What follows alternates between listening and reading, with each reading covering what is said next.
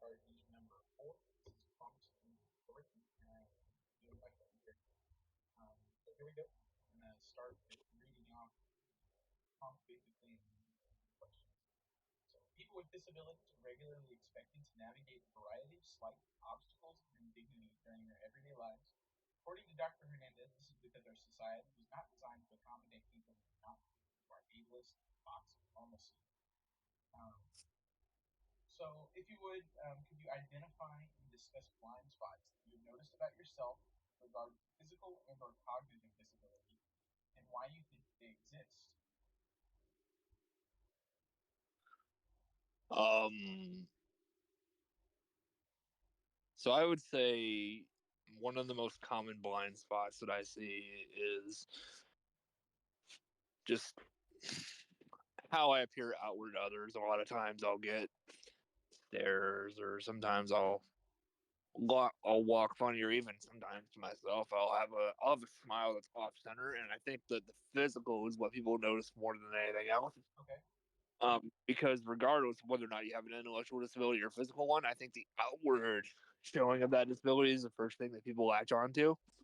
It's Okay. much easier if they have a wheelchair, or if they're on crutches, or things of that nature. And of course, it's Right. harder to get if there's ID, an intellectual disability, but it's still there, it's still prevalent. For sure. And humans are very visual creatures by nature, and so the first thing that one of the senses that we use the most is obviously our eyesight. So that seems to be the first place that a lot of people would go to, which Okay. ironically, you know, blind spots, ironically.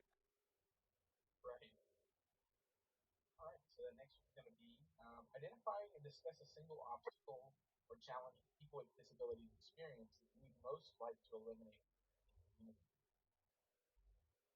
So I think the thing that is honestly patronizing, quite frankly, is this assumption that people with have disabilities can't do something or can't succeed.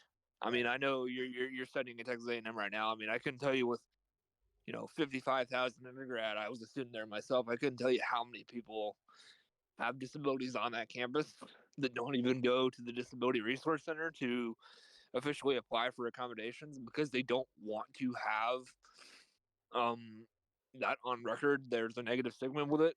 Yes. But that being said, there are just that many people with disabilities on ANS campus excelling in a wide variety of fields, and then they graduate from schools all across the country, all across the world, and they excel in engineering, they excel in mathematics, they excel in athletics, they excel in whatever it is.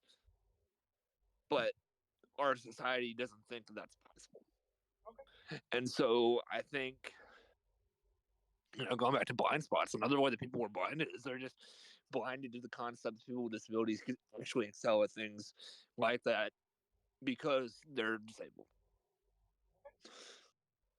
And so that final one's going to be identify and discuss how you feel about eliminating that issue. I think the biggest thing is that people have to it has to be brought to the forefront. For people with ID, it's a lot harder to see because with ID you can't really see. You can't see somebody and point them out and say, "Hey, they have Asperger's. They have you know what's another one I'm thinking of?